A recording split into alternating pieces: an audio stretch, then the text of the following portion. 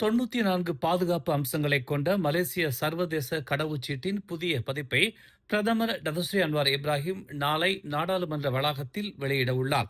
உலகின் மிகவும் சக்தி வாய்ந்த கடவுச்சீட்டுகளில் ஒன்றாக மலேசியா திகழ்வதால் நாட்டின் அடையாள ஆவணங்களின் பாதுகாப்பை வலுப்படுத்துவதற்கான அரசாங்கத்தின் தொடர்ச்சியான முயற்சிகளின் ஒரு பகுதியாக இந்த மேம்படுத்தப்பட்ட பயண ஆவணம் அமைந்துள்ளது. தற்போதைய பதிப்பில் 49 பாதுகாப்பு அம்சங்கள் மட்டுமே உள்ள நிலையில் புதிய கடவுச்சீட்டு குறிப்பிடத்தக்க மேம்பாடுகளை கொண்டுள்ளது. இது கடவுச்சீட்டை மேலும் பாதுகாப்பானதாகவும் போலியாக உருவாக்குவதை கடினமாக்குவதாகவும் ஆக்குகிறது. மேலும் ஒவ்வொரு பக்கமும் ஒரு தனித்துவமான வடிவமைப்புடன் வடிவமைக்கப்பட்டுள்ளது. ஷா ஆலம் எல்ஆர்டி வழித்தடத்திற்கு கூடுதலாக 7 ரயில் பெட்டிகளை அரசாங்கம் அங்கீகரித்துள்ளது. இதன் மூலம் 2028ஆம் ஆண்டுக்குள் ரயில் பெட்டிகளின் எண்ணிக்கை 22லிருந்து 29ஆக அதிகரிக்கும் என்று தெரிவிக்கப்பட்டுள்ளது. எல்ஆர்டி 3 என்று அழைக்கப்படும் இந்த வழித்தடத்தில் பயணிகளின் எண்ணிக்கை தொடர்ந்து அதிகரித்து வருவதால் காத்திருப்பு நேரத்தை குறைக்கும் நோக்கில் இந்த ஒப்புதல் வழங்கப்பட்டுள்ளது. இந்த ஒப்புதலை போக்குவரத்து துறை அமைச்சர் அந்தோனி லோக் உறுதிப்படுத்தியதாக பிரசாரணா மலேசியா பெர்ஹாட் நிறுவனத்தின் தலைவரும் தலைமைச் செயல் அதிகாரியுமான அமீர் ஹம்டான் தெரிவித்தார். எதிர்கால திறன் தேவைகளை தீர்மானிக்க பயணிகள் ஏற்றும் அளவை பிரசாரணா தொடர்ந்து மதிப்பீடு செய்யும் என்று அவர் கூறினார். அலோஸ்டார் யான் நகரில் உள்ள கம்போங் பெர்மாத்தாங் கராமாட் என்ற இடத்தில் இன்று காலை ஏற்பட்ட திடீர் வெள்ளத்தில் சிக்கிய 4 மாத குழந்தை உட்பட 6 பேர் மீட்கப்பட்டனர்.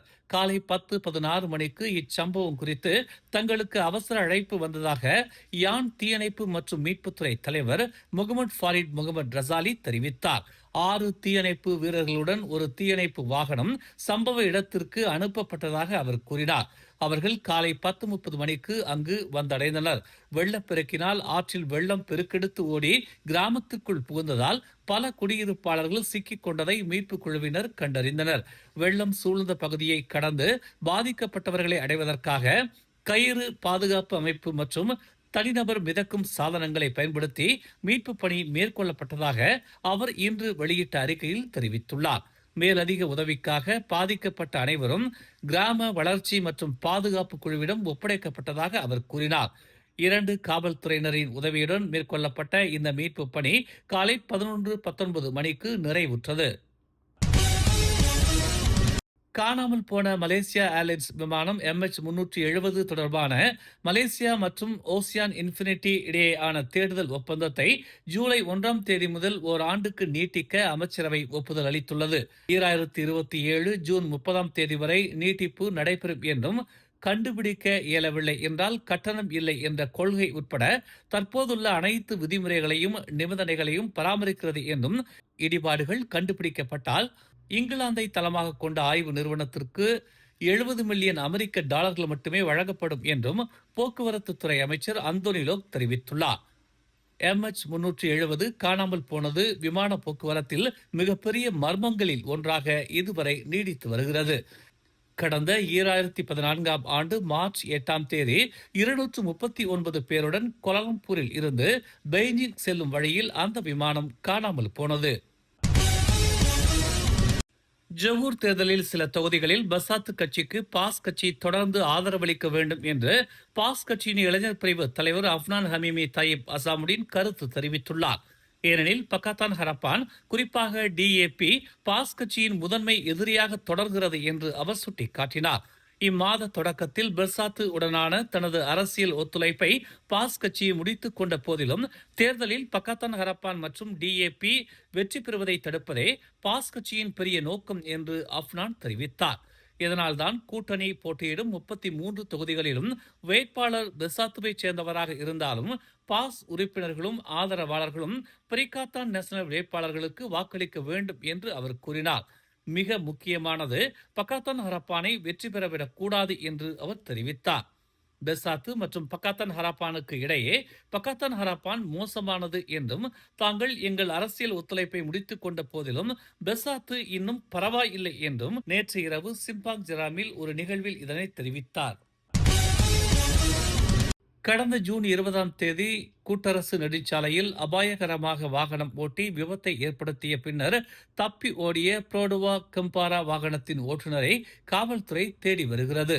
இந்த விபத்து குறித்த காணொளி நேற்று சமூக ஊடகங்களில் வைரலானதை அடுத்து இச்சம்பவம் தங்கள் கவனத்திற்கு வந்ததாக பெட்டாலிஞ்சயா மாவட்ட காவல்துறை தலைவர் ஷம்சுடீன் மமாட் தெரிவித்துள்ளார். மாலை சுமார் 6:10 மணி அளவில் இச்சம்பவம் நிகழ்ந்ததாகவும் ஷாலாமில் இருந்து கோலம்பூர் நோக்கி பயணித்த 59 வயது உள்ளூர்வாசி ஒருவரால் இந்த வாகனம் செலுத்தப்பட்டதாக நம்பப்படுவதாகவும் அவர் கூறினார். ஒரு கார் மற்றும் ஒரு மோட்டார் சைக்கிள் மீது மோதும் முன் அந்த வாகனம் அஜாக்கிரதையாக ஓட்டப்பட்டதாக கூறப்படுகிறது. இதில் மோட்டார் சைக்கிள் ஓட்டுநருக்கு லேசான காயங்கள் ஏற்பட்டன. அவர் சிகிச்சைக்காக மருத்துவமனைக்கு அழைத்துச் செல்லப்பட்டார் என்று இன்று வெளியிடப்பட்ட ஒரு அறிக்கையில் தெரிவிக்கப்பட்டுள்ளது.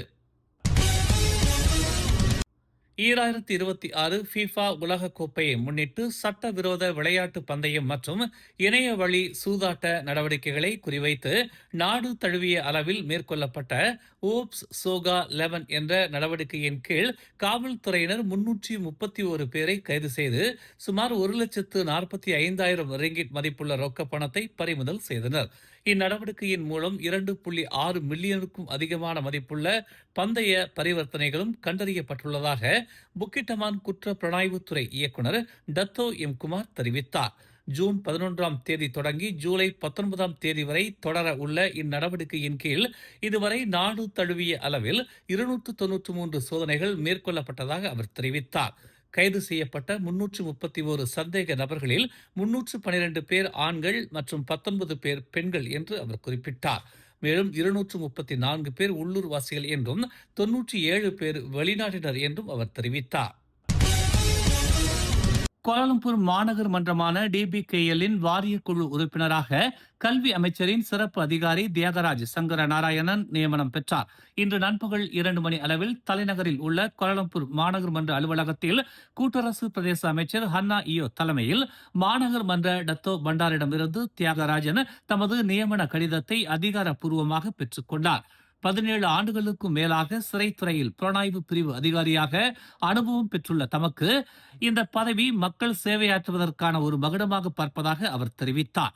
மேலும் தமக்கு இந்த பொறுப்பை வழங்கிய மாமன்னர், பிரதமர் உட்பட அனைவருக்கும் தமது நன்றியை தெரிவித்துக் கொள்வதாக அவர் கூறினார். மாநகர மன்ற வாரிய பொறுப்பை தாம் மக்களுக்கு ஆற்ற வேண்டிய கடமையாக பார்ப்பதாகவும் இன்னும் ஓரிரு வாரங்களில் தமது பொறுப்பிற்கான தேடல்களை மேற்கொண்ட பின்னர் கோலாலம்பூர் வாழ் மக்களை களத்தில் சந்தித்து பிரச்சனைகளை களைவதற்கான விடயங்களை நிச்சயமாக மேற்கொள்வேன் என்றும் அவர் தெரிவித்தார். மேலும் கோலாலம்பூர் மக்களுக்கும் மாநகர் மன்றத்திற்குமான உறவு பாலமாக தாம் கண்டிப்பாக செயல்படுவதாக நியமனத்திற்கு பிறகு செய்தியாளர்களை சந்தித்த அவர் இதனை தெரிவித்தார். மேலும் செய்திகளை தெரிந்து கொள்ள தமிழ் மலர் இணையதளம், தமிழ் மலர் செயலி மற்றும் மலர் டிவி யூடியூப் சேனலை வலம் வாருங்கள். எங்களோடு இணைந்திருக்க மலர் டிவியை பதிவு செய்து கொள்ளுங்கள். உறவுகள் மகிழ்ந்திட விருப்பம் மற்றும் பகிர்வு சேவையை சொடுக்கிடுங்கள்.